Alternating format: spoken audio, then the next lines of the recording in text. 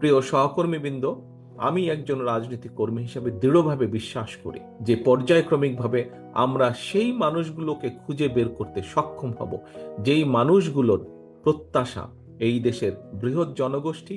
এই দেশ যেই মানুষগুলোর প্রত্যাশা করছে, যে মানুষগুলোর দিকে তাকিয়ে আছে। কাজেই আমাদেরকে যে কোনো মূল্যে একটি রাজনৈতিক দল হিসেবে, বিশেষ করে গণতন্ত্রের সপক্ষের শক্তি হিসেবে বাংলাদেশ জাতীয়তাবাদী দল আপনাদের সকলকে, আপনারা যারা এখানে শহীদ জিয়ার কর্মী, এখানে যারা দেশনেত্রী খালেদা জিয়ার সৈনিক, আপনাদের সকলকে, আমাদের সকলকে